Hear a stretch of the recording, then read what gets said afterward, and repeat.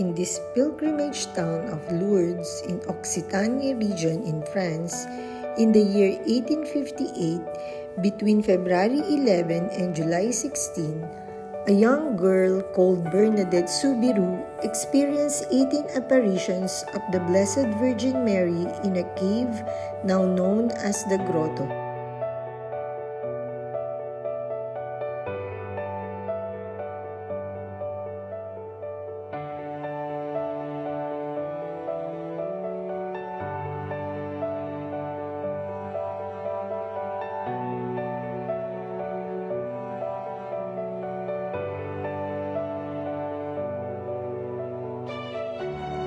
The Massabielle Grotto is the very place where the apparitions occurred.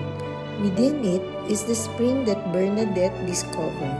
According to Catholic tradition, the location of this spring was described to Bernadette by Our Lady on February 25, 1858. The water has cured countless sick people. These miracles have been scrutinized for decades, yet no one has been able to disprove their conclusions. The Basilica of the Immaculate Conception. It is the chapel requested by Mama Mary during the apparitions. The relic of Saint Bernadette are fragments taken from her body in 1925.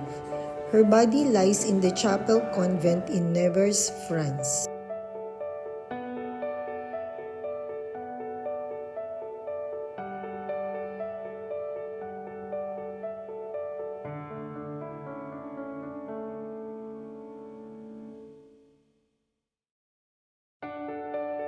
Let's take a walk to the Bolignil house, the first house of Bernadette's family and where she was born.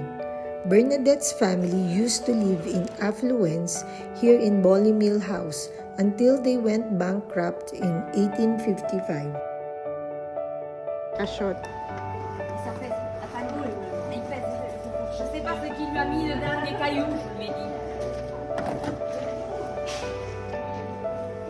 La Marina de Monte. La connaissez la Marina?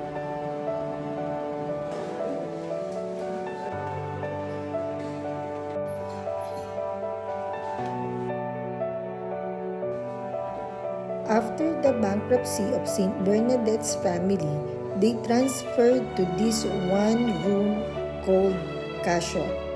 It is used to be a prison cell.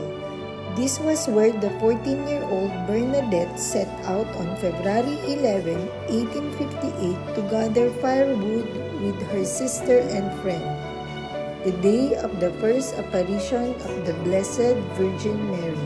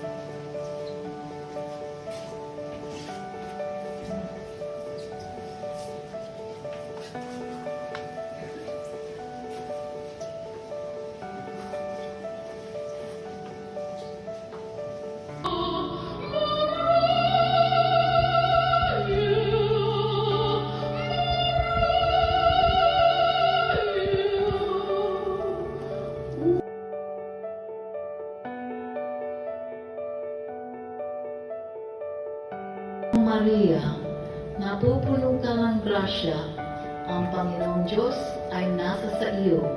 Bukod kang pinagpala sa babaeng lahat, at pinagpala naman ang iyong anak na si Jesus. The Sanctuary of Lourdes is one of the most visited Catholic shrines in the world, with around 4 million tourists coming every year.